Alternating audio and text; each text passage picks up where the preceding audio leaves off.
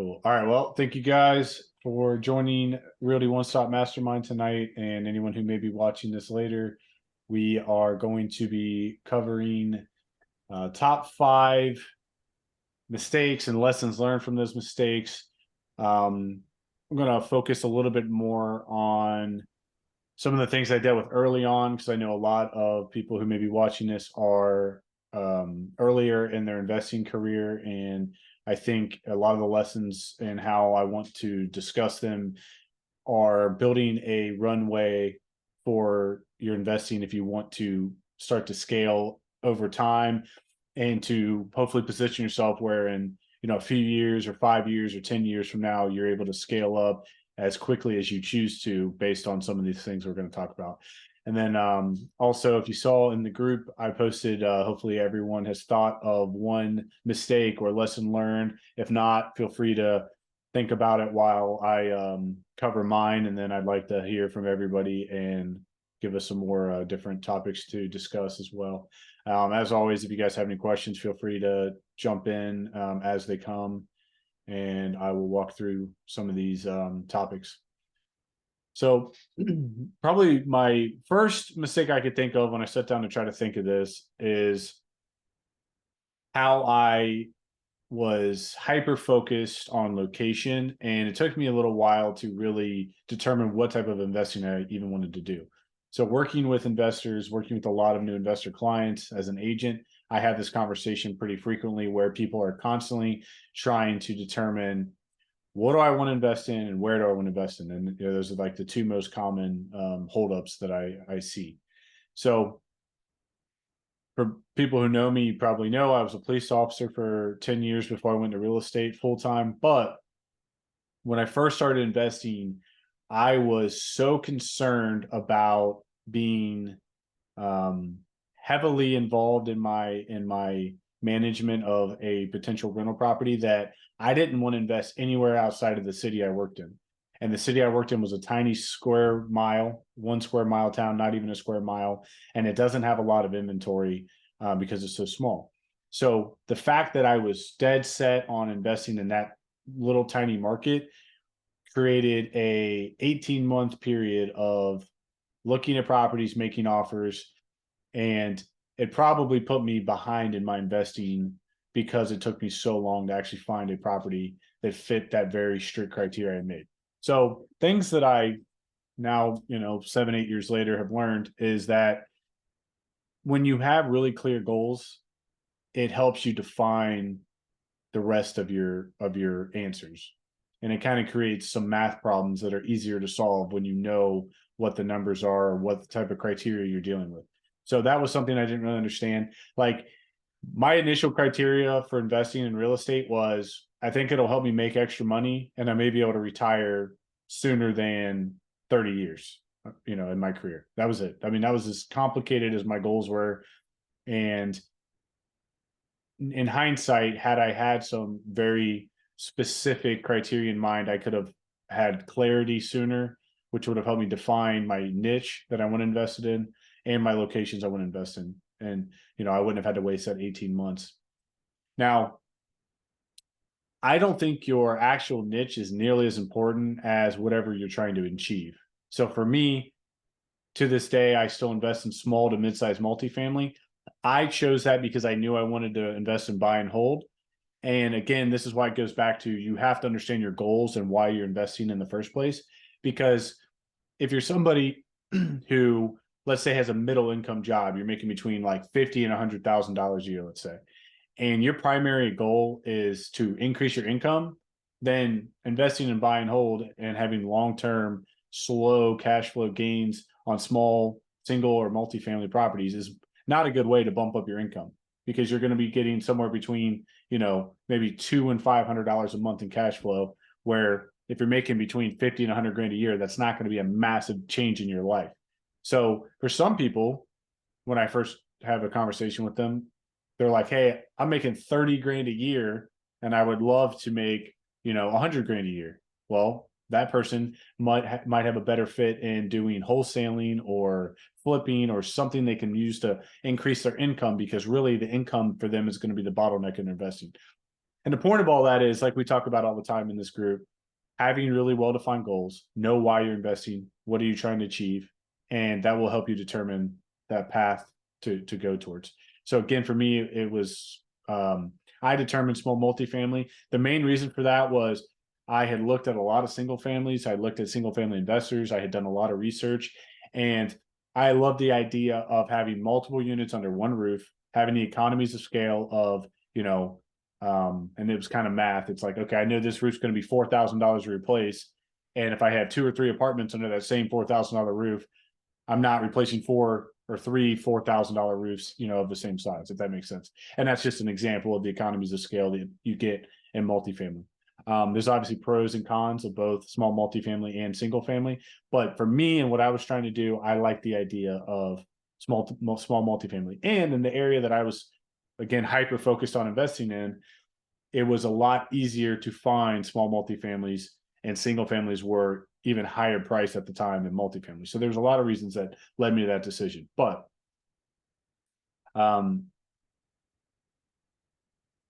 I think one thing that held me back that I wish I could go back and change was expanding my market sooner. So, obviously you guys know me now. I buy in almost pretty much anywhere in Hamilton County. I like to stay east side and anywhere in Claremont County. So my market is, probably 50 times bigger area that I look in as an investor. And that has helped me a lot. And I don't think you should be afraid to expand your market area or even look out of state potentially, and again, that's going to fall back to what type of assets are you investing in. Again, I like cash flowing assets, small multifamily. Well, we're fortunate that Cincinnati metro area is a great market to do that. And we're probably in the top 10 in the country for areas with strong cash flow, strong population stability, and you're able to get some appreciation. So for me and what I'm trying to do, it makes more sense to stay local. But again, depending on your goals and what you're trying to achieve, it may not. I know John, John's in Florida, and for him, it makes a lot more sense to look in a cash flowing market than trying to buy in a super expensive market that's not going to cash flow. So you have to look at your individual situation and determine that. And then I've said this many times, but I think it's important to master one skill set before you try to do 50 different things, because this is something that is difficult to stay focused on. I personally struggle with this. I love the idea of wholesaling. I love the idea of flipping. I love the idea of mobile home parks. I mean, I like almost every type of investing, especially real estate investing. But I knew early on that if I want to get good at something, and I chose to ultimately go with small multifamily and doing BRRRR type of properties, that I had to do that one thing over and over and over and over and get really good at it. And that allowed me now, 7-8 years later, to expand my opportunities and get into maybe some things that I'm not as good at, because I have the foundation to build on, where I don't have to have every deal be a home run or, I'm going to go bankrupt type of situation. So I think it's important to determine what you want to do and try to get really good at it. And then later on, that'll open up more opportunities. Number 2, one of the things I struggle with really early on is estimating renovation costs and timelines. I still think it's probably one of the most challenging aspects of investing, especially if you're buying properties that need renovation. And there's no easy answer to how to get good at this. But, in hindsight, with my experience now, some of the things I would have done differently. So I would try to get multiple bids whenever possible. And I know that's not easy. We're in a market right now where labor is extremely short, and sometimes you're lucky to get even one contractor or one trade or one project manager to even show up to look at your job. I would say, if you're looking at like a balance of power scales, right now it's like 90% in the favor of the trades, 10% in the favor of the consumers. Obviously, if you go back and look at 10, 12 years ago, it was the scales were the total opposite, right? 90% consumer, 10% in the trades, because there was a ton of contractors out there and no work to do, and wages got really compressed because of that. So it's hard to do it. I'm not saying it's easy, but I think it's one of the most reliable ways to get a fair price, or to at least know what something should cost. Now, there's a lot of ways to go about this. Speaking from a contractor standpoint, I think that if you are giving off any signs as a customer that you're not serious or that you're not legit, nobody's going to waste their time with you, because any contractor worth working with is going to know right away when somebody's just tire kicking or wasting their time or doesn't want to pay what they should. There's a lot of red flags. And I'll give an example. So I'm in all the like private Facebook groups, the neighborhood groups, investor groups, and I can't tell you how many times I see the same post over and over and over.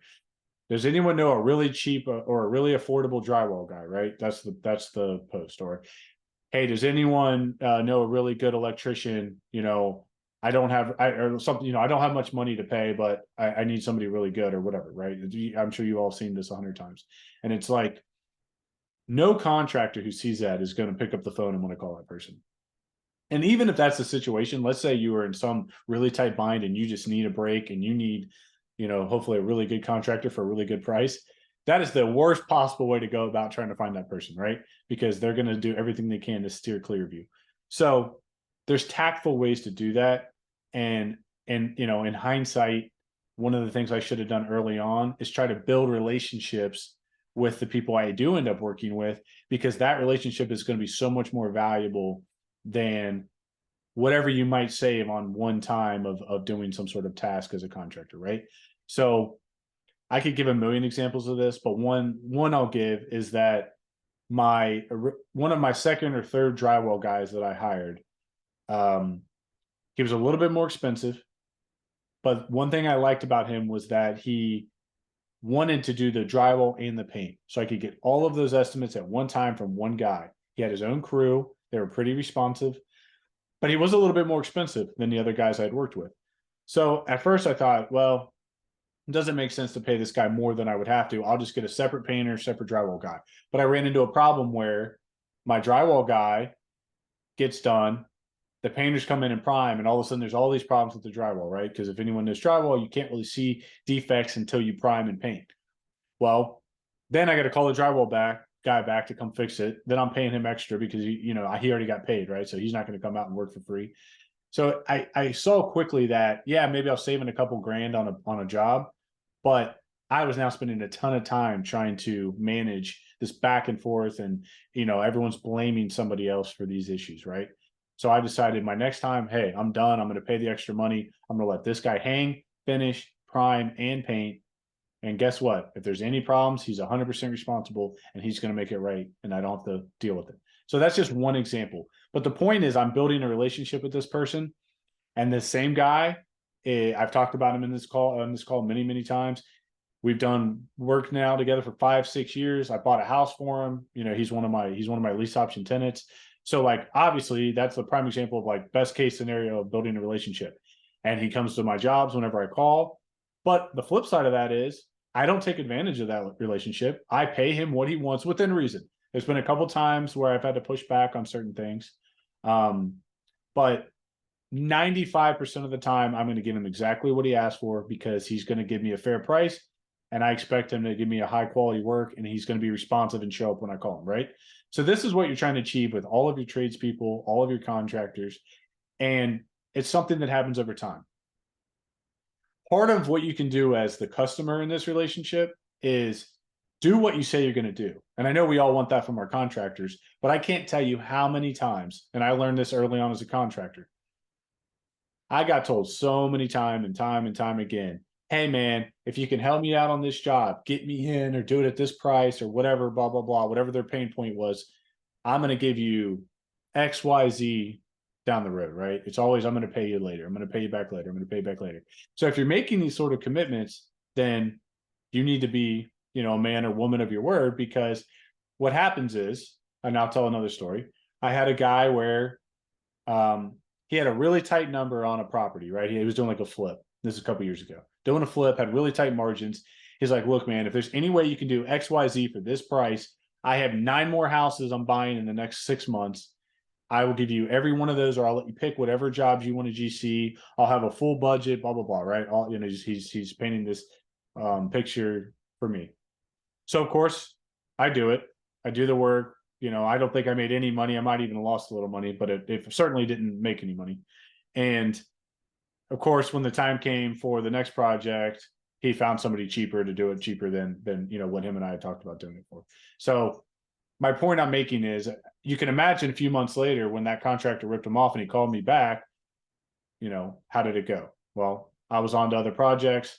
I wasn't going to work with him anymore because he'd already broken promises to me. So my point I'm making is that when you have opportunities to build relationships with these people, that's your chance to really, again, lay that foundation for your future. Because I know all of you in this group, and hopefully the people watching this, are trying to build a long-term investment strategy.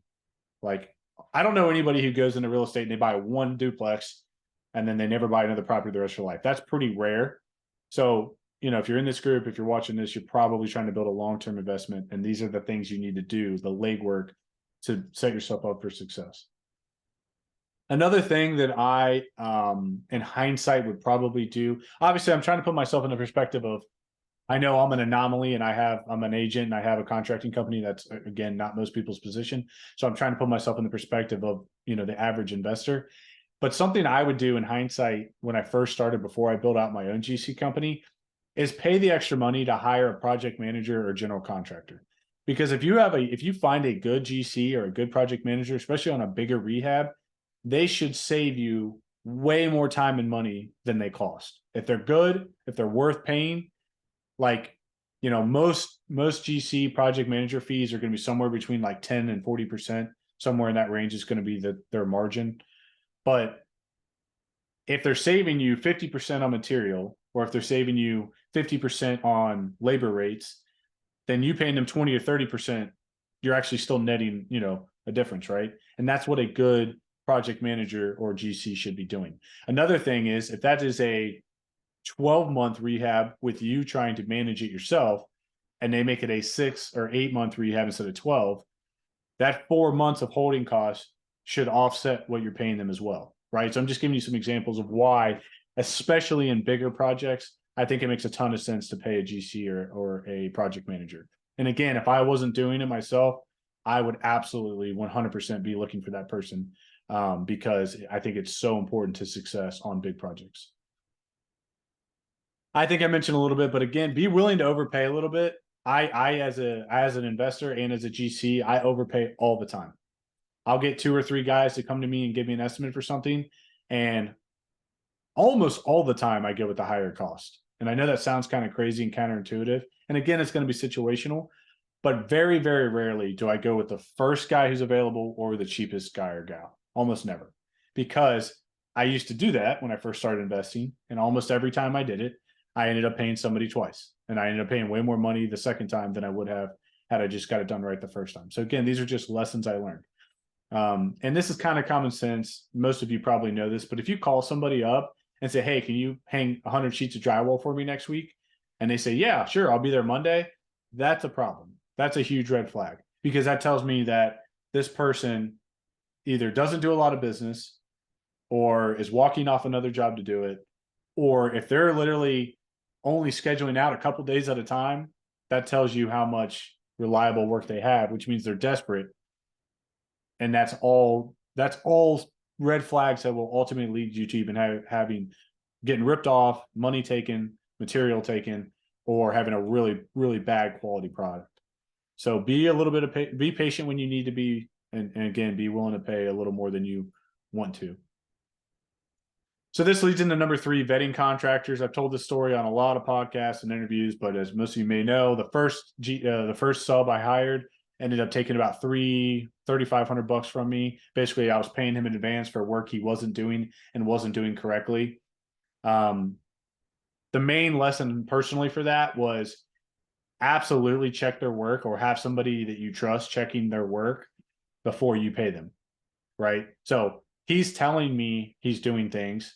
And even though I actually knew enough to like really go and look myself and check, I was just lazy, right? After a few weeks, you kind of get in the motion. Okay, he's doing work, I'm paying him. He's doing work, I'm paying him. Well, then all of a sudden I started taking him at his word. That was a mistake. This also came from somebody as a personal referral that I trusted. So like the fact that he ripped me off was kind of shocking. Of course, if you refer your buddy, some guy you really trust, and they end up scamming them, you would probably be pretty surprised. So there was a lot of reasons for me to trust this person, but still in hindsight, especially as a newer investor, you absolutely have to follow up on what's being done. And if you don't know enough about it yourself to vet it, then you need to pay somebody to do it. So I'm going to use John again as an example, right? John, you're in what, Miami? Sorry. Yeah, I'm in Fort Lauderdale area. Fort Lauderdale. Okay, so he's in South Florida, right? So let's say John was doing a project here in Cincinnati.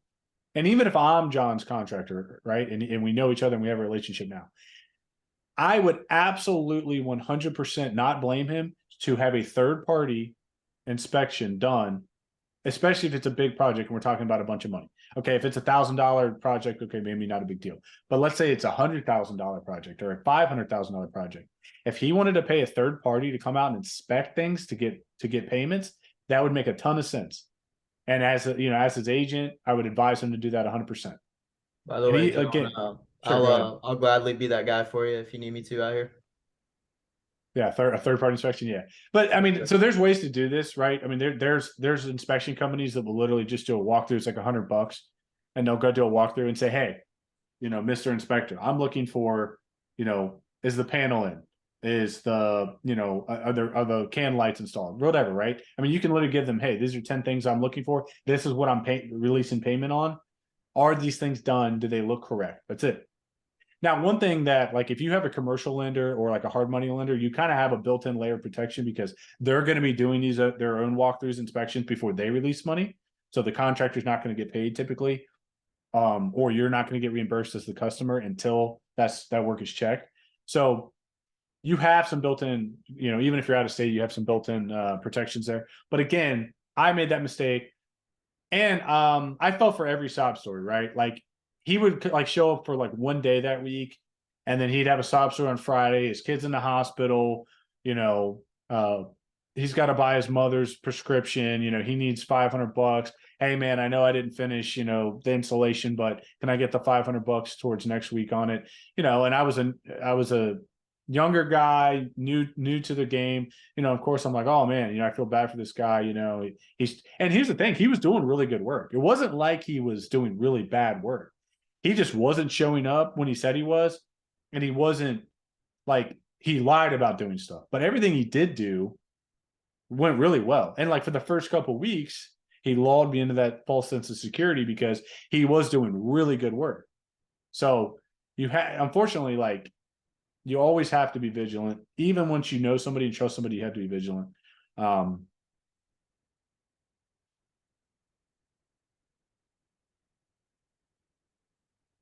Oh, here's another point. So I also learned through the contracting business, you want to work with people, especially when it's a high dollar type of project, with something to lose. And what I mean by that is, if it's some guy in a truck who lives an hour away and he's not on Facebook and he doesn't have a better business profile, if he scams you, like, it's not going to affect you at all. He could literally give you a fake name, and I've seen this happen to people. He could literally give you a fake name, a fake company name, show up, get paid for his deposit for material or whatever, and you'll never see him again. Or do a couple of days of work, get paid and never show up again. So my point is, finding legit contractors or legit companies with social media presence, Better Business Bureau, that's a whole nother topic. It's kind of a scam, but whatever. But having some sort of online presence that is meaningful is going to give you a layer of protection, because I'm going to give you another real life example of something that just happened. We just did a floor job, and I think I might have made like $2 or $3 grand on this whole flooring job for this whole house. Well, 6 months later, customer calls, and we give a 1-year warranty on all of our labor. 6 months later, the customer calls and says that a lot of their inseams on this plank were buckling, right? So we go out, we look at it. Can't really figure out why it's happening because it's never happened before on any of our other jobs. Well, they got like a 2 and a 3-year-old walking around, floors starting to pull apart. They're tripping over it, right? It's causing lipping. So I just go ahead and tear it all out. We get a new floor, we put it back in. I'm trying to do a warranty claim with the manufacturer because I can't determine there's anything my guys did wrong on the installation. But the long story short is, I knew right away after looking at it that even if I am 100% not at fault for any of the issues, right? Let's just say that my guys did everything perfectly to manufacturer spec, and it was just a defect or whatever, or the customer messed it up with because one of the things the manufacturer said is like if they were using like really hot steam, like those like shark steamer things or whatever, that could have caused that. Even let's just say it was 100% not my fault. I knew the repercussions of them being pissed at me and going and blasting my company on Facebook or whatever. And we knew a lot of mutual friends, like they were like a friend of a friend, right? So it's like we have hundreds of mutual acquaintances there. If they're going around bad mouthing my company to them, in the long run, my reputation's worth a lot more than I think I ended up eating like $4,000, right? So I minus my profit plus $7,000. So I was like lost net of 4,000, whatever. And it sucked, right? Because I didn't really feel like it was our fault. There could have been things that were partially our fault, but the bottom line is it didn't matter because that $4,000 is not worth my reputation. And my point back to the original point is that you want to work with somebody that has something to lose because they're going to probably go above and beyond to make things right and to make you happy with the end result and the end product. Because again, if this was some dude in a truck who lived an hour away, they're never going to show up for your call when you call with a problem, right? So number 4, finding deals. This was definitely, I mean, obviously this is still a problem for everybody today, but certainly when I was starting out, I think this comes back to doing a lot of things that we talk about in this group, but MLS is certainly an asset. Having a good agent, having access to the MLS, checking Zillow, LoopNet, all the public listing places. I don't want to discount that because I've bought probably most of my deals that way. It is certainly a really good resource that you want to be tapped into. But as you continue to scale and advance your investing journey, you're going to have to open up to other avenues. So just like we talked about with contractors, building relationships, networking and relationships is 90% of the game in real estate. So doing things like this networking group, doing the other networking groups, finding the local wholesalers in the markets you want to be in that are actually doing a lot of business, finding the wholesalers that are honest and finding legitimate deals. And that's hard. I would say probably 10% of wholesalers are even worth talking to. The good news is they make it really obvious when they're not worth talking to. So it's pretty easy to see when they're sending absolute garbage to everybody. And it may mean, depending on your niche and your goals, that you have to go into, doing your own sort of direct marketing, right? I mean, sometimes just having wholesalers and the MLS is not going to be enough, depending on what you're trying to do. And a lot of this is going to come down to how much volume you want to do as well. It's really easy to find like one deal a year. Like anybody can do that. If you just check out MLS regularly or LoopNet, you're going to be able to find one deal a year just by doing that. But if you're trying to find a couple deals a year or 5 deals a year or 10 deals a year, you're going to have to open it up to more opportunities. And so part of things we talk about in this group is making sure everyone in your world knows what you're looking for and what you want to do. Because again, when you're posting things on social media, when you're going to the family reunion and you're telling everybody, hey, I'm in real estate now, whatever, I'm trying to buy, fixer upper single families. If you ever see anything like that in your neighborhood, feel free to give me a call. I'm happy to pay you a referral if you find something that works, whatever, right? I mean, you guys know what these conversations are supposed to look like. But if any of you in this group or anybody watching this, if you can't pick a random person on your Facebook friends list or a random person in your family or a random person at your work, and they don't know, if I went up to and asked them, randomly, hey, do you know so-and-so? Yeah. Did you know so-and-so's a real estate investor? Did you know that they're looking for, 2 to 4 unit properties in Cincinnati or whatever? If they don't say yes to all of those questions, you're not doing enough for yourself to get that out there to your sphere, because it's your responsibility to tell the people in your world what you're doing, what you're trying to do, what you're looking for, how they can help you, how you can help them. That's your responsibility. And I know I talk about it every week, but it's something that is critically important if you're trying to scale. And I was pretty good about doing this early in my investing, but I definitely didn't do it enough, and I didn't do it in enough ways.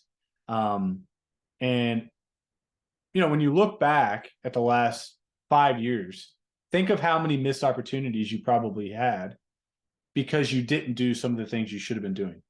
And it's not always easy because, like, you know, I like to think I know for the most part what I should be doing. That doesn't mean I'm always motivated to do it. That's a separate issue. But the more you can do, the more often and the more consistently, the more luck and success you'll have. So that's something that you should definitely focus on. Same with partnerships. Like when you're doing these things I'm talking about, that will lead you to successful partnerships. By networking, by going to these groups, by talking about what you're doing on Facebook. Like I just talked about that 5-unit deal. The reason why that 5-unit deal happened is because I met this guy through a networking group. We've been friends for years through social media and other, you know, like local meetups. And he knew exactly what type of real estate I did because I don't shut up about it, right? That's why I host this group, because I like to hear myself talk. That's why you're all here. So if I wasn't constantly saying, hey, look, I'm doing these renovation projects, hey, I'm gutting this building, he wouldn't have came to me with that type of deal, right? So that's a prime example of 7 years of laying the foundation has now, you know, became fruitful in this scenario. And that's why I want you guys to think about this stuff and start doing it right now, and don't wait 5 years from now when you need it. You have to lay that foundation today. And the last thing is raising money and financing. Definitely one of the biggest challenges in real estate for most people. And a lot of what I just said about social media, networking, all those things are going to apply to this category as well in the same way, right? A lot of my private lenders, a lot of my money partners, I found through networking and social media. And again, just like I just said, they saw what I was doing. They liked what I was doing. They wanted to be a part of it. They wanted to invest with me either as an equity partner, as a lender. And again, it's critically important that you start laying the groundwork for those things. Even if you don't have any use for money, even if you don't have any use for partners right now, if you ever want to scale in real estate, these are the things you have to do to get to that point. And also, one thing I want to mention is that it's really important throughout your investing journey to stay lendable. And what I mean by that is the reason why I didn't just walk away from my police job the first year I started buying rentals is because I knew I would never get another conventional loan if I just walked out the door, you know, with 1 or 2 properties. I had to replace my income, and I had to have opportunities to increase my income in a way that was not, you know, supported by my W-2 job.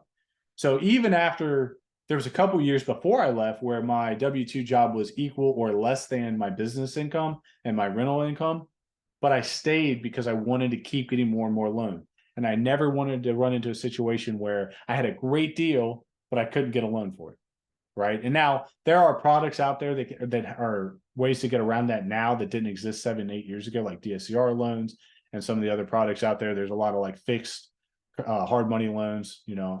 So there's stuff out there now that helps make this not as big of an issue. But all I'm trying to say is that don't get into a position where even if you have really good income, or you start growing a really successful portfolio, where you don't position yourself in a way where you can keep getting access to financing, because that will completely destroy your growth if for 2 years you have to wait until, you know, you're able to qualify for loans again, right? So it's just something really important. I think most of you probably understand that, but for anyone who may be watching this later, I've seen people do it, and it's one of the biggest mistakes you can make that will destroy your growth. Yeah, and again, most of the things, my notes on that were the same as what I just mentioned. It applies to both. Like I said, tell people what you're doing, tell people what you're looking for. Whenever I whenever I have somebody I talk to who I know is high income or high net worth type of person, I'm going to give them all the specifics that they want to hear on these, you know, deals I'm doing, because again, like I just mentioned, it's my responsibility to be in the back of their mind when they come, you know, and think of, you know, hey, I'd like to get a 10 or 15% return or whatever, you know, whatever you're looking at. And if I don't come to their mind when they think of that, or let's just say like, I'll give another example. I have a neighbor who just sold a big sports complex, and he walked away like a couple $1 million. Well, you better believe during that conversation of talking about this stuff, well, I'm talking about my real estate and what I'm doing, because I want to be an option for him in the future, where when he wants to go invest some of that money again, I look like a great avenue, right? and I don't want to look like it. I want to be a great avenue. I want to be a good opportunity for it to get tax advantage returns, right? So my point I'm making is, just like I said before, talk to the people who will listen. You should honestly be like annoying people. If you don't feel like you're annoying people, you're probably not doing it enough. All right. I think that's everything I really had to lay out. Hopefully those 5 were relatable and helpful, especially for people starting out. And just kind of to summarize it, what I found over the years is like you're gonna hit different bottlenecks in your business, right? Like at first it was like having capital to even buy a deal. That was my first challenge. I needed to save enough money with just having a little bit of extra money every month, like almost nothing, save enough money to buy a deal. Okay. That was step 1. And then I needed to find good contractors because I want to buy these rehabs, right? And then it became, well, all right, I've done a couple of these and I figured out how to rehab them, but how do I sustain this and do this every couple of years or every year? Well, then I really understood the BRRRR, right? So now I'm getting my cash out, plus I'm saving more capital. And that allowed me to start scaling up faster. That was my next hurdle. Well, then it became, okay, well, now I'm getting all this capital back and I know how to rehab, but how do I keep finding more and more good deals at scale? Then I had to expand my deal flow, like we just talked about. Well, then it became, okay, well, now I'm starting to find all these good deals, but how do I keep hiring people and scaling up the rehabs? And how do I keep funding all these deals? Because I don't care how much money you have. You can literally be a multi-billionaire, and there's going to be a time in your life where you cannot raise all the capital on your own with your own, self-sustained income or investments. Almost no one can do that. And if you guys remember Gaston, who came in here and spoke a couple of times, he's like the only guy I know who's done almost no fundraising of any kind. I think he's done a couple small loans with his family, like I think his mom and maybe like another family member. But like outside of that, he's literally done none. But he is the exception to the rule. Almost every investor I know who's scaled has done it with partnerships, fundraising, things like that. So my point I'm making is that as you scale, there's always going to be a new challenge, a new problem, and it's your job as the investor to adjust to those. And once you conquer that problem, then you'll run into another one. And it's not like let's say fundraising or deal flow. That's not like you just found the solution and all of a sudden your problem's solved forever. Like just because you're finding deals one way this year doesn't mean that next year that's going to work. So it's always a constant adjustment, a constant evolution. Prime example of that is like, look at mailers, right? Everyone I knew 5-6 years ago was like, direct mail is the best thing ever. Well, that's because back then the retiring landlords might get 1 letter every 6 months. Now they're getting 20 a month, 30 a month, 50 a month. How much impact do you think you have as an investor when you're 1 of 50 postcards every month, right? I mean, there's almost no chance that's going to work now. 7-8 years ago, you probably had a really good shot of getting to direct to a seller if you were doing postcards, right? So again, that's just one example of like how the game changes, how it evolves. So you have to constantly be on your toes. All right, so let's open it up. Hopefully all of you had time to think of a lesson, challenge, and if it's something that I already covered, feel free to tell your story on it. Just because I talked about it doesn't mean you should change it or anything like that. Was there any questions on anything I said before we start that?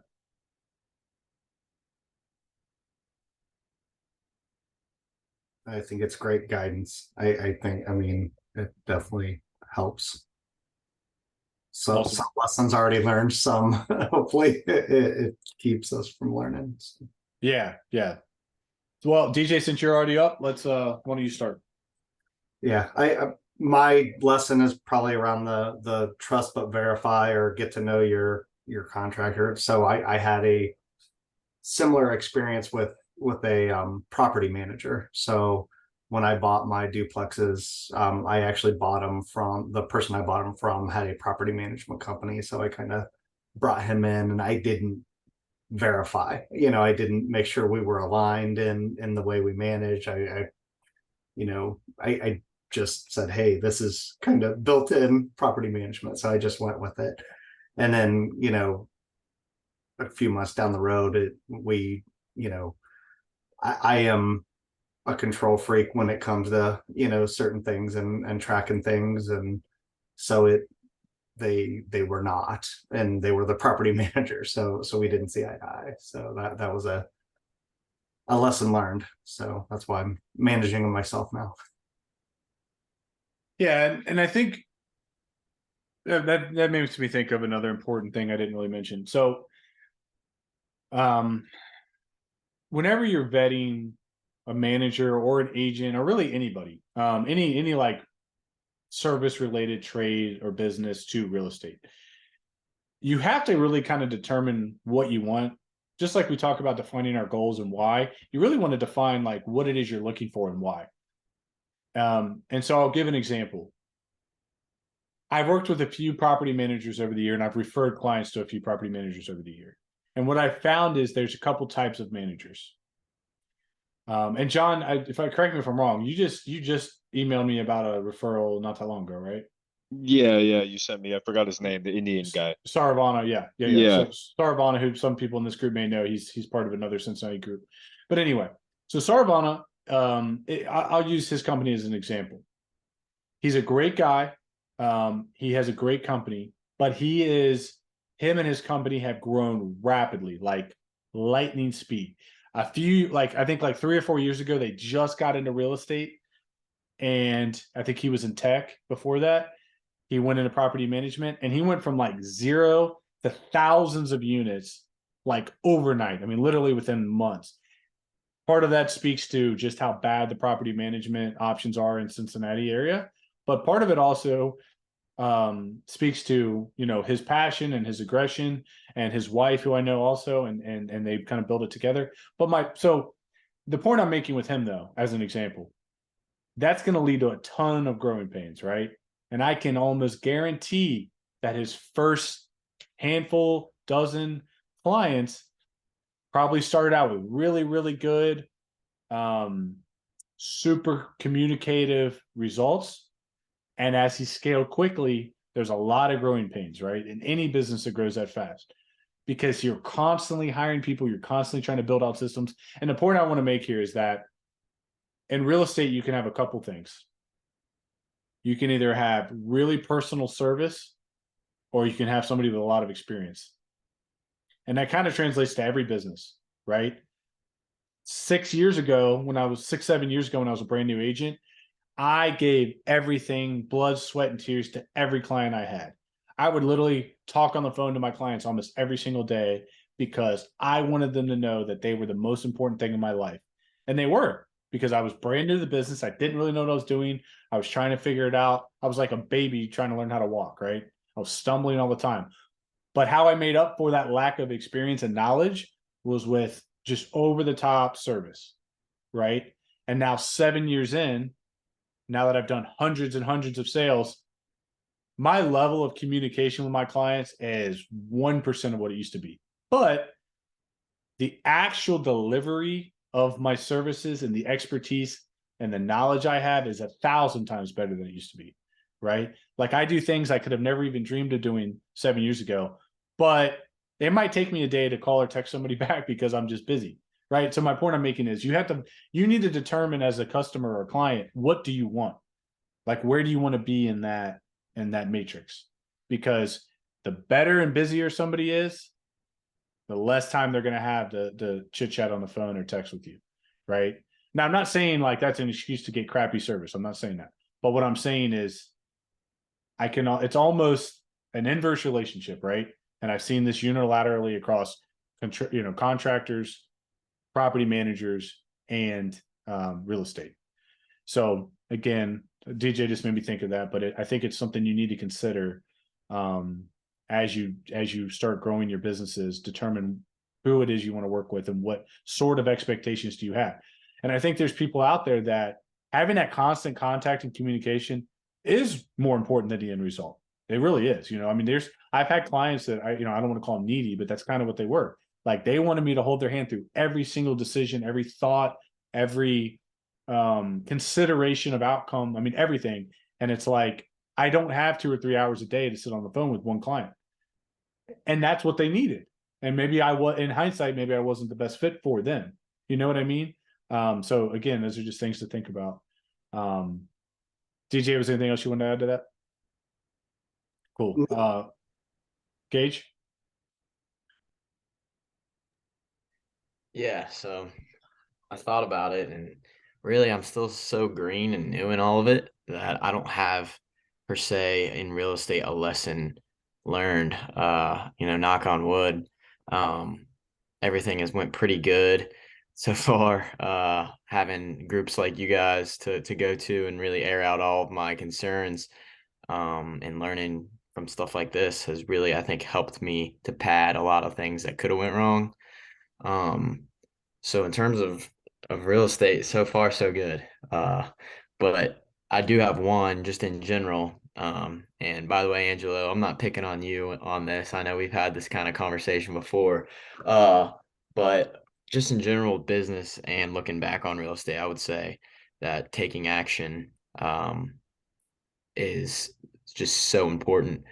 You can read as much as you can and learn as much about something as you can, but if you don't take action on it, you'll never actually gain that experience. You'll never actually know, and you'll never progress. So just taking action has been for me. I think the best thing that has helped me grow. I dove into this last year. I'm sure everyone in this group, when I first started, just kind of dove in and didn't really know what they were doing. And you learn, it's kind of like, I think I heard DJ use this before, but it's like you create the parachute as you fall. And I believe that 100%. And as I continue throughout real estate, it has expanded to other things in my life. And I'm learning it's really just kind of a universal truth, that growth happens after you make that action. So if anyone out there is hesitant on taking action, just go for it. That's all I got. Yeah, and actually, one of the notes I did not read off of my sheet was for number one, which was determining a niche, is that doing something is more important than what you do.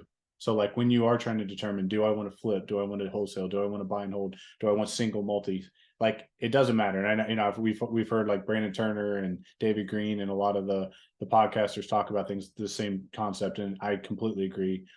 Like doing something is 1000% more important than what it is you actually end up doing. And again, it can change as you go. So that was something that I forgot to mention. Also, that reminded me of another thing. When you are dealing with rehabs, it is important to one of the biggest things I hear over and over is like, how do I determine a timeline? Like how long should something take? And when you're trying to determine individual costs, I don't think I covered that exactly the way I had thought. But the one thing I'll say about timeline is that, again, when you're meeting with these contractors and you're building these relationships, that's something you should be asking them. Hey, you're going to hang 100 sheets of drywall. How long do you think that will take? And one thing I'll tell you is always add a little bit of time, right? Because a contractor in general is going to probably tell you what you want to hear if they can. But if they tell you 2 weeks, make it 3 weeks. But my point is, if you have no idea what something should take, if you have no idea what something should cost, these are the things you should be asking them when you walk properties with them. So I failed to mention that earlier. I wanted to make sure I mentioned it. And the same thing goes for cost. Another thing, like something I did in the very beginning, even though I had a little bit of construction background and experience, when I was like planning out a rehab as a brand new investor, I would literally go on homedepot.com and lowes.com and I would price out every single type of material I could think of, right? And you're not going to think of everything, but let's just say I'm building a deck and I really don't know what I'm doing. Once I know like what my permit is or my plans are, you should have like, if you're getting a permit, you should have an idea what the deck's going to be made out of. Even if you are a customer with no construction experience, you can look up how much does a treated 2x10 cost? How much does a treated 2x12 cost? How much does little post brackets cost? They probably cost a lot more than you think. But my point I'm making is that I think anyone can do this if you really, really feel overwhelmed by rehab costs. Spend a couple hours and build out a line item budget and, look at what does 100 2x4s cost, and again, I'm just giving examples, but like when I was brand new, I did this on every single rehab I did because I just didn't know. I had no idea. Was it going to be $2,000 of lumber or was it going to be $8,000 in lumber? You could have literally told me either one and I would have had no idea. You know what I mean? So it's a little extra legwork, but if you feel really uncomfortable or overwhelmed with the rehab cost, that's a couple things you can do to try to get closer to finding a real number. Anyway, sorry to cut you guys off, but those are just things I failed to mention earlier. John? Yeah, so I'm very green, I guess, at this because I still haven't done my own deal. But touching on some of the other stuff you said, I can talk about what got me to this point. Years ago, I was working a corporate job or whatever, making decent income, but never had extra to invest in real estate. I tried to get some loans and stuff and kind of got turned down or whatnot. So, and kind of like Gage said, I kind of jumped all in. I was tinkering. I've always loved entrepreneurship. Um, a lot of investors are heavy into that too, because kind of essentially mesh together. But I quit my job about a little over 3 years ago and struggled. You know, my back was against the wall. I had my girlfriend paying the groceries. It was definitely a struggle for the first 6, 8 months. Almost no income at the time, but now it's more than tripled, quadrupled what my corporate job would be. This is why now I'm in the position to be able to invest. So there's no bottleneck anymore because now I have my own thing going. I got, free time and whatnot. So that's kind of like what got me to this point. So I don't have any sort of investing experience, but I do have like that jump all in thing. And even now when I'm looking at things, it's kind of hard to, take the plunge and jump all in. But I know that it worked out for me this time 3 years ago. Why would it not work out again? And also that guy, that Suryana or whatever you had, Saravana. Yeah. yeah, Saravana. There's this website called the fastlaneforum.com. It's an entrepreneurship website from MJ DeMarco, one of my favorite authors, he's active on there too. He wrote the Millionaire Fast Lane. So it's filled with all entrepreneurs and they talk about the same thing. Like, you get great service from certain companies in the beginning, but once they grow too fast, I can't think of like some of the examples, competitors of Netflix and stuff like that the even MJ was using, and Adobe in the early stages and stuff. They all had great customer service, and it went to shit because they grew too fast and whatnot too. So that's definitely probably an issue with all the property management companies too, since I guess there's not that many good ones in Cincinnati. But yeah, just learning from you guys. I've read all stories on Bigger Pockets, horror stories of people, with the contractors paying them up front, not verifying the work, getting screwed over, not looking at the tenant's credit score or kind of making exceptions for a few of them. Then the tenant trashes the unit and all that stuff. So I love learning, love, being on here, reading Bigger Pockets, going on the entrepreneurship forum. I plan to also, start like a real online business, hopefully that does very well. And like some of the other people in the forum, dumping all that money to real estate. Awesome.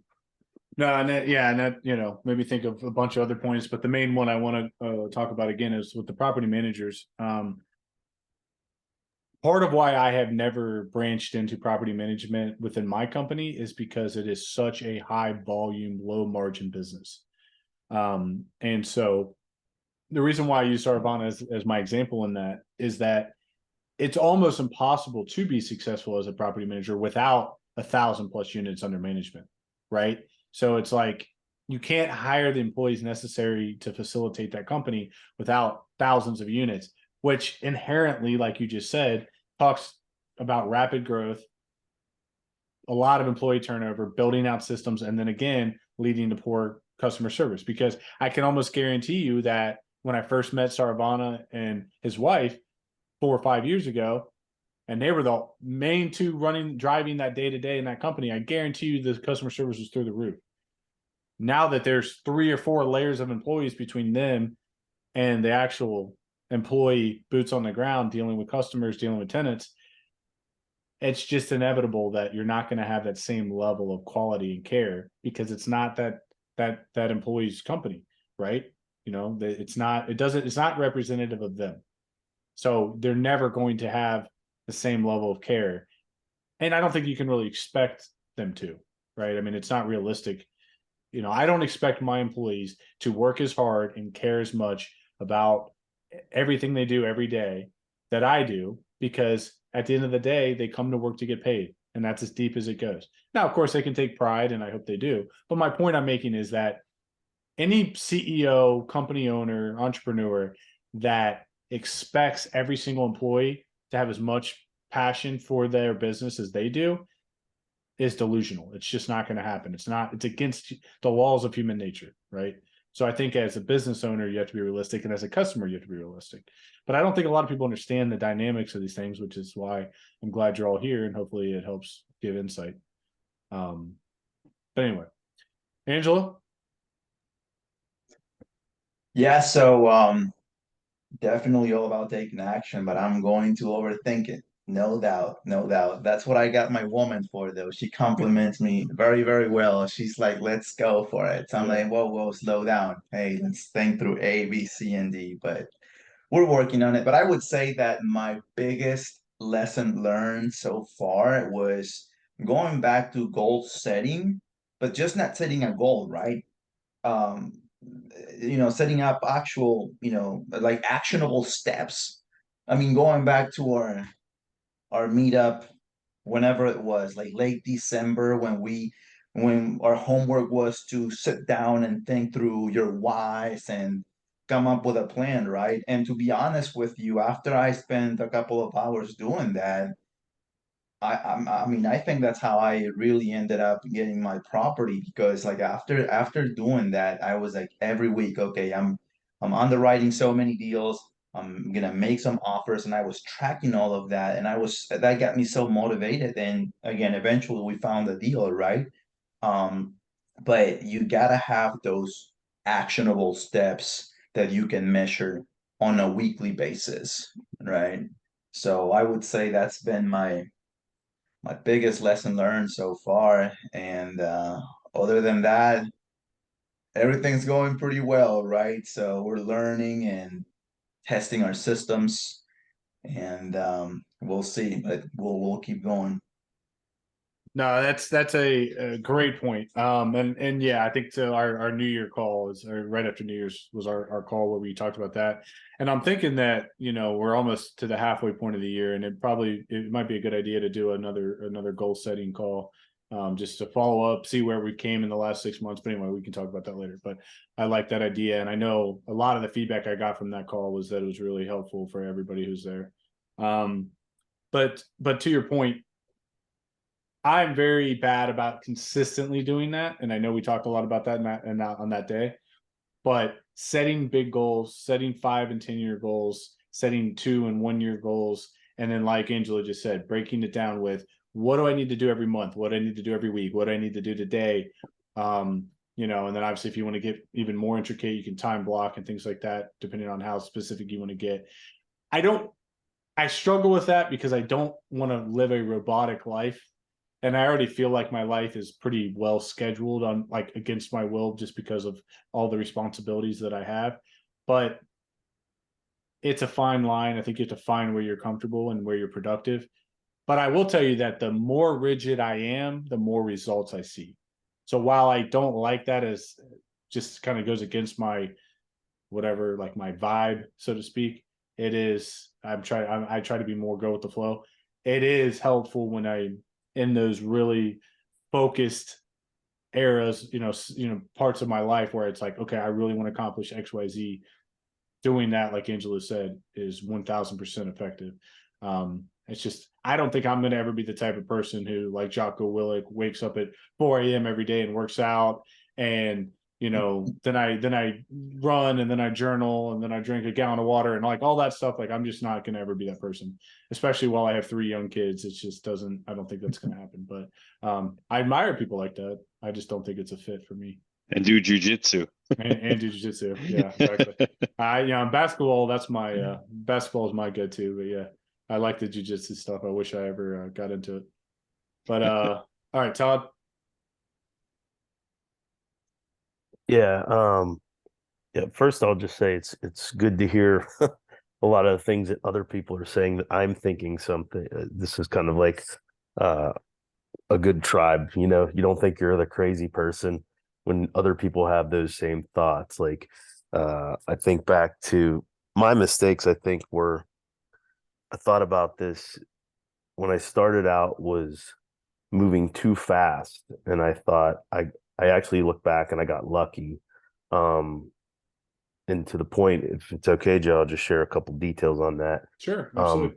My wife and I were looking to do our first house hack, and we got super lucky. And I shared this in another group that our agent got us in with a pocket listing in a 4-family in Hyde Park, and I was like, oh, that's it, you know. And the diamond in the rough, real weird situation. Lady's husband built it. They were living there. He passed away. She lived there solo for like 25 years. All 3 other units were vacant.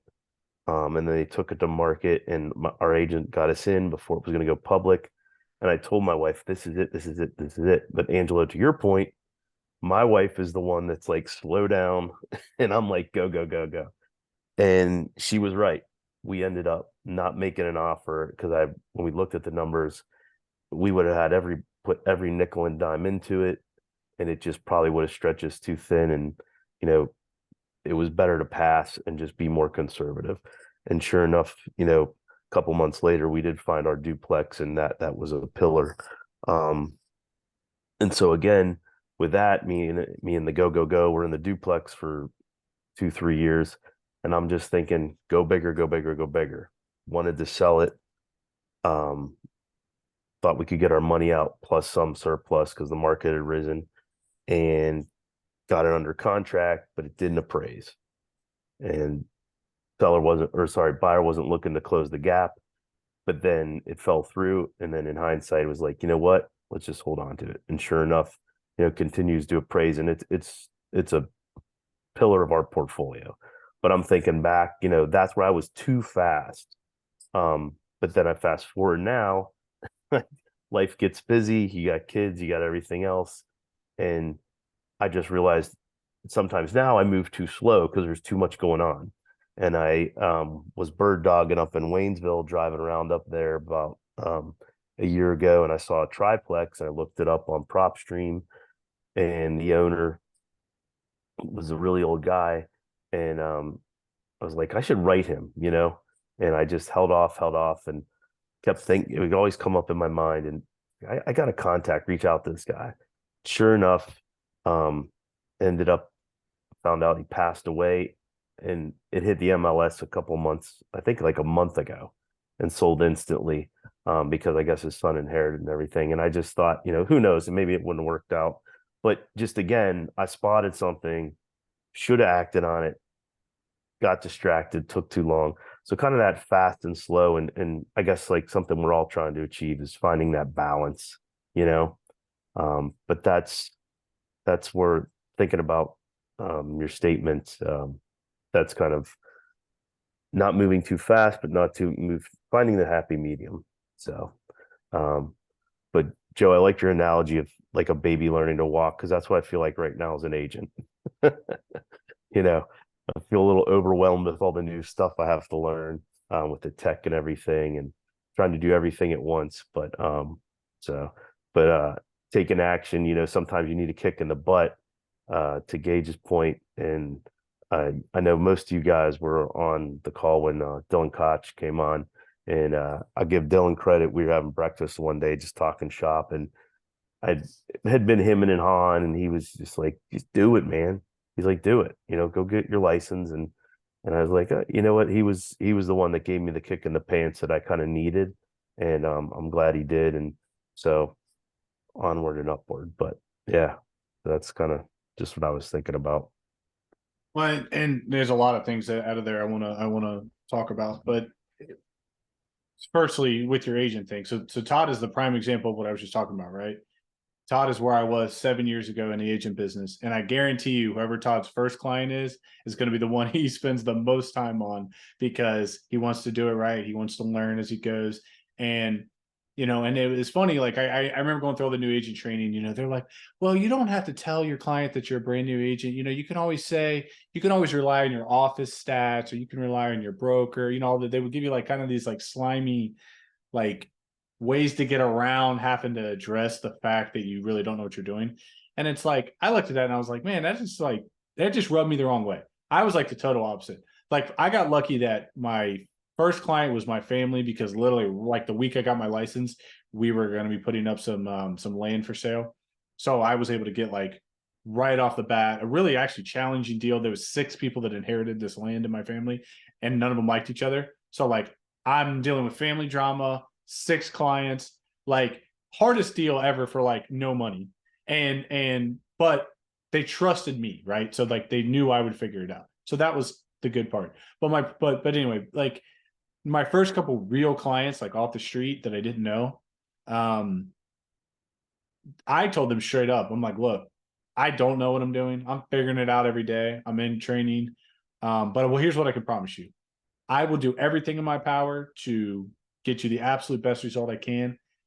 I'm not working with a lot of clients, so like you're going to get a lot of my time and focus. And I guarantee you that if this can be done, it will be done. You know, and if I don't know how to do something, I will figure it out. And I will not let it negatively impact you. And that was it. That was my pitch. You know, that was my pitch to my first few clients, and it was worked. You know, I think people appreciated the honesty.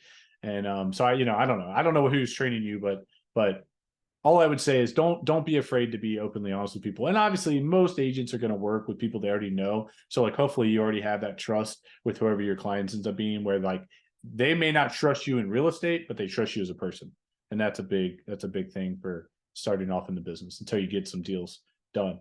But I'm trying to think. You made a point very early on. I should have wrote it down because there was something else I wanted to address about moving too fast and then moving too slow later on. Yeah, that was part of it.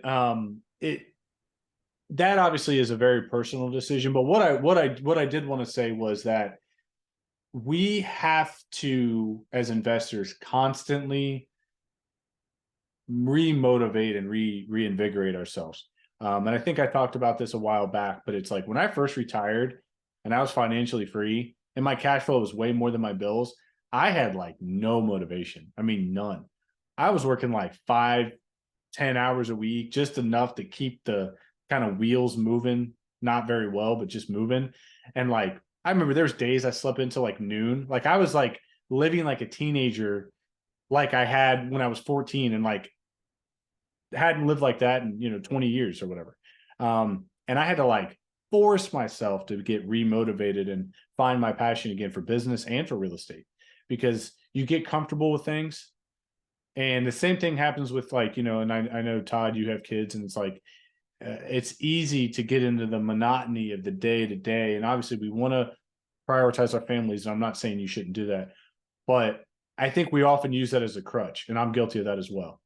Like when I'm not doing anything productive at all for like weeks at a time, I'm like, well, that's because I'm being a really good dad right now. I'm being a really good husband. I'm home all the time. I'm spending time with my kids. And again, that's all great stuff. But there's a lot of things that we could do productively that doesn't have to negatively impact our family, right? You can work out, or you can do your work when your kids are at school or whatever, right? I'm just saying there's always a way, but I think we use that as an excuse. I know I have. And again, I'm not directing that at you. I'm saying that everybody uses that as an excuse because it's easy to feel good about not doing anything when you tell yourself you're doing nothing for the right reasons, if that makes sense. So I think it's something that you just have to keep in the top of your mind, and you have to constantly force yourself. Like these deals I'm doing right now, that was all just me like, hey, I need to do something. Like I don't need to do something, but I should be doing something. You know what I mean? And then I got that, spurt of motivation that got me these deals, and now my hands are full again, and I'm going to work through them. And then once these are tailing off, I'll probably hit another spurt of that, where I'm buying stuff up again. But a lot of that is forced motivation. Like, because when you hate your job, right? Like a lot of people get into real estate, they just hate their job. They physically can't stomach the thought of going into work another day. It's really easy at that point in your life to be like, I'm not doing this shit anymore. Like, I'm going to do whatever it takes to get out of this. But when you don't have that, it's hard. It's, it's hard to find that same fire. So awesome stuff. I appreciate you guys all sharing. Let's start running through any goal updates. I know it's already a little after 10, so we'll try to hit these quick. But Gage, you want to hit us on the updates? Yeah. So I got moved, closed on my house in Cincy, single family, got moved in. Loving it so far. I didn't even realize how nice it was. There's so many things I didn't realize when I bought the house. I got 3 lots instead of 1. Didn't know I was getting that until I went to close. That was good news. The house itself, the guy who I bought it from, he was very, very handy. He must have been a professional, because he did a lot of things right, and a lot of things look very nice in there. So I'm happy with that. So right now, currently, my goal is to get my duplex completely finished with everything. I'm very, very close, and get that rented out, and then get to work on the single family. But other than that, I signed up for a marathon in Indianapolis in November. So I got that going too. So awesome. DJ?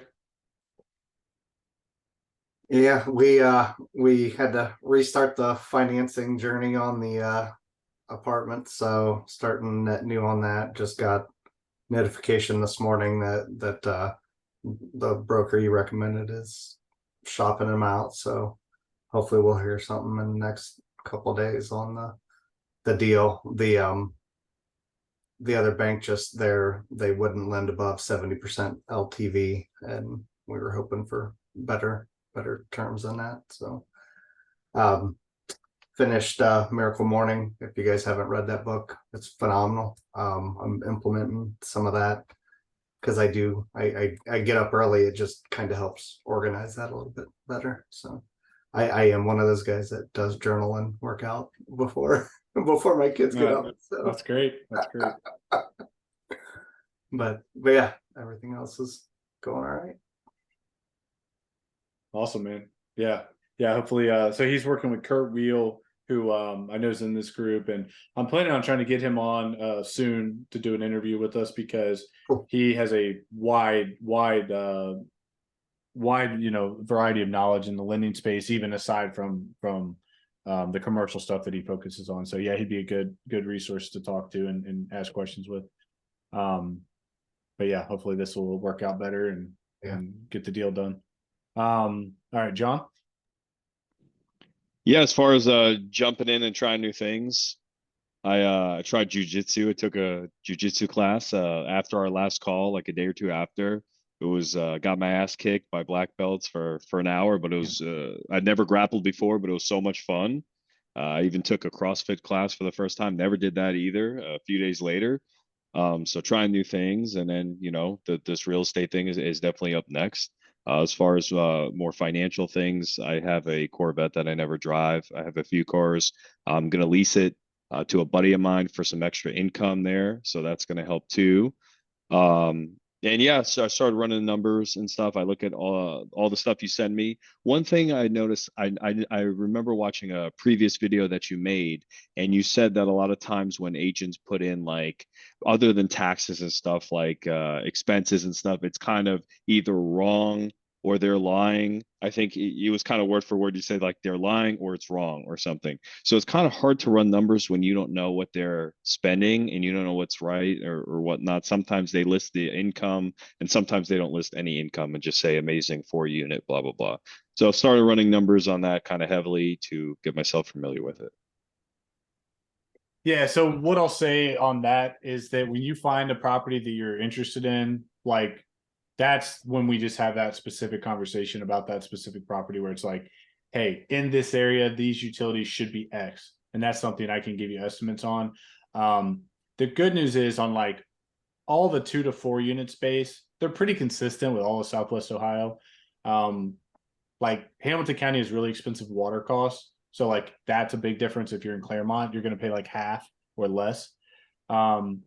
But yeah, estimating taxes. Angela just linked the auditor site. That's the best way to look up your tax bill. And yeah, so I don't like, I'll give the agents the benefit of the doubt. I'm going to say that 90% of the time it's just ignorance. They just don't know what things cost. Or even their clients don't know, what things cost, because most landlords don't keep good records at all, if any records. So, but yeah, some flat out lie, but that the majority of them are just, ignorant. But yeah, again, if you have a specific property that you're interested in, that's when we would have that conversation about cost and help you build out an estimate. Okay, cool. And thank you, Angelo, for sending me the neighborhood list today. That was good. Awesome. Angelo? Yeah, sorry it took so long, man, but it's been kind of crazy. And then I'm like, oh, we got the meetup tonight. Oh, I never sent that. So cool. Yeah, if if you have any additional questions, just hit me up. But I had my open house over the weekend that went really, really well. I think you guys probably seen it on social media, and went ahead and picked the most qualified applicants. And I collected the deposit to hold this morning. So the property is off market officially as a few hours ago. Nice. And then this Sunday we'll be doing the lease. So we're gonna sign the lease Sunday. Of course, I'm making the property available July 1st. So now the clock is ticking. I gotta get out of here. So of course my duplex, the other side's already rented out, so that's no problem. I don't have to worry about placing tenants anymore. I'm still working on the electrical. That's going really well. Again, not a whole lot of work, but I've been pretty busy myself. Um, but just next steps will be just some paint, and then cleaning up the hardwood floors that I found under the carpet. Um, so yeah, those are my updates, and then savings on track. Um, and then I'm behind on my reading though. I have not read anything this month, to be completely transparent, but I'll try to catch up. So that's what I got. On your Kentucky rental, what was your target rent and what did you end up getting? The same. I asked pretty much 2,100.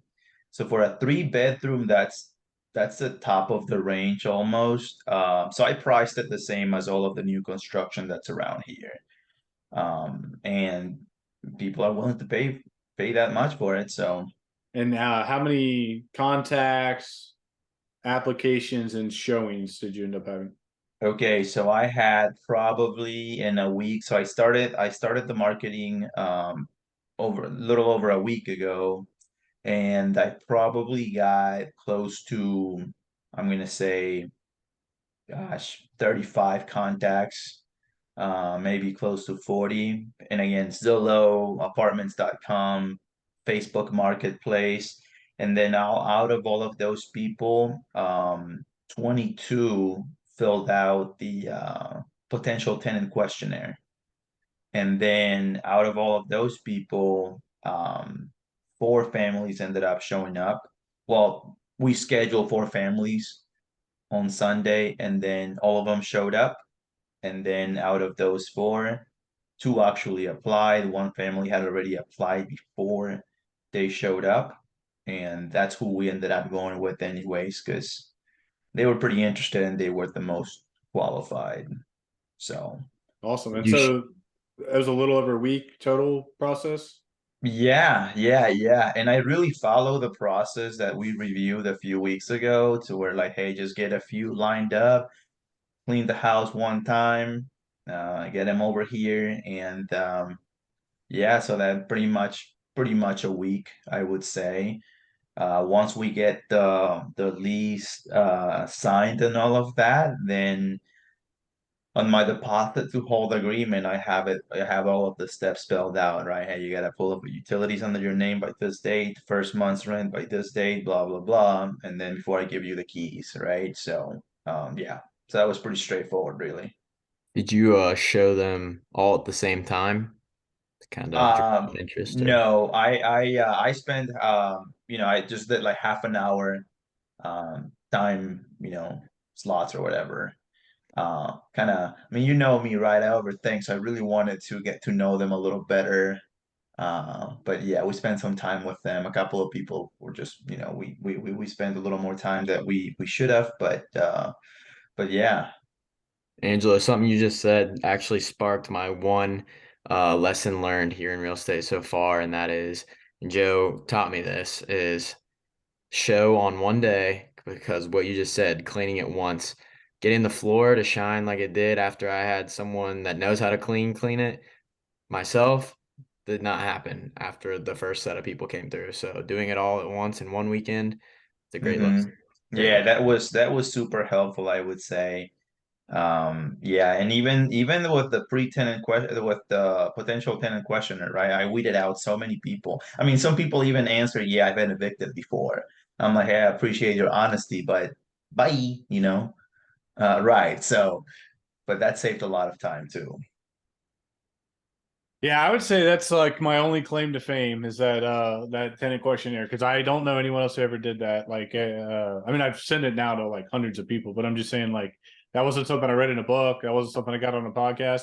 I was just sick of answering the same 15 or asking the same 15 questions on Facebook or on the phone or in person over and over and like a robot, you know. And I was like, there's got to be a better way to do this.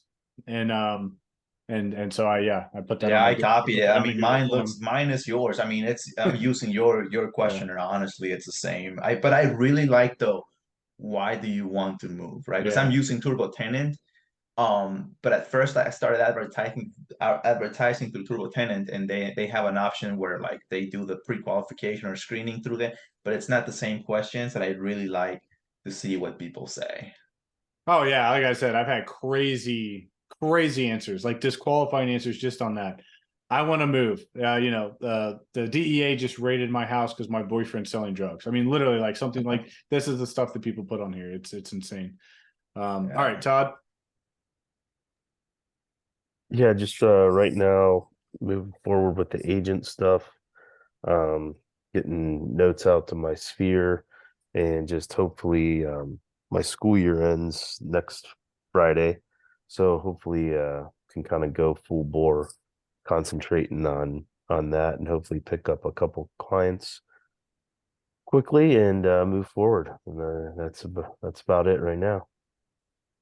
Do you have any sort of focus on what you're trying to do as an agent? Anything you're like, I mean, obviously I know you'll probably take whatever clients you can get, but I'm just saying, is there Yeah, something in mind that you want to work on, focus on? I want to stay geographically, honestly, Joe, close to where we live. And I just in my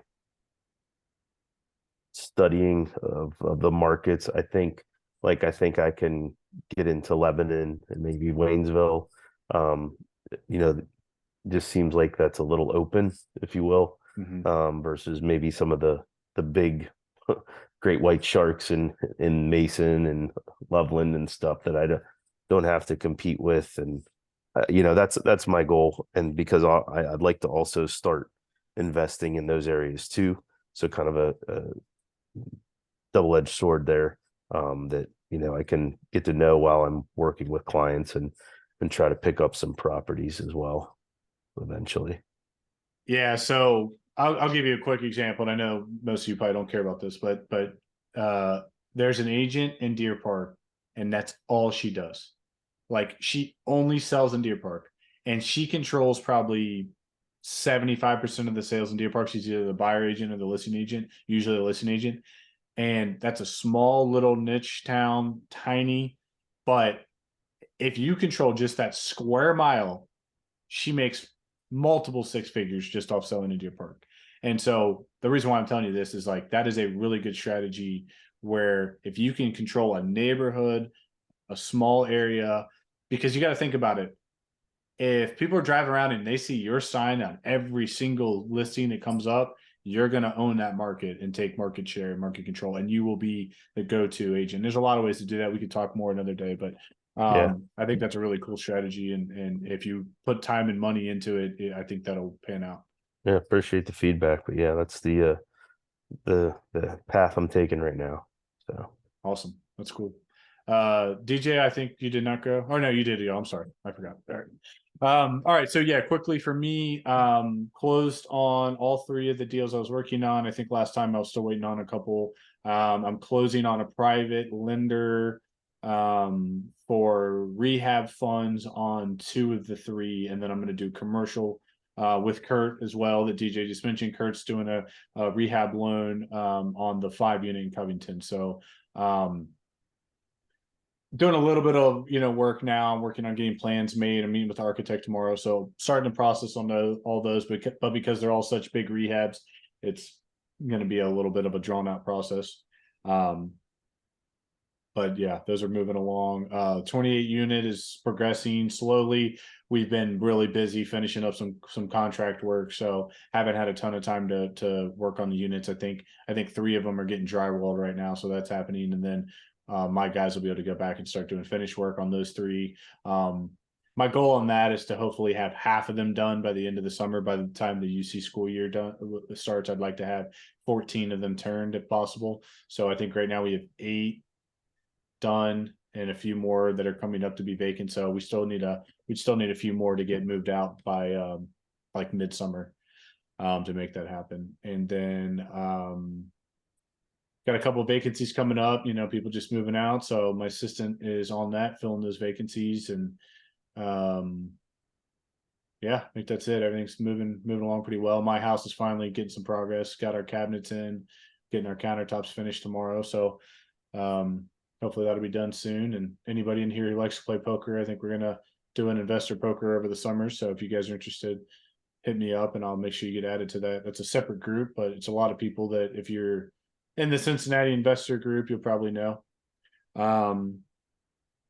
Yeah, I think that's it. So I'm going to, like I said, I've been trying to get Kurt on here. So I'm going to shoot for the 31st for that if he's available.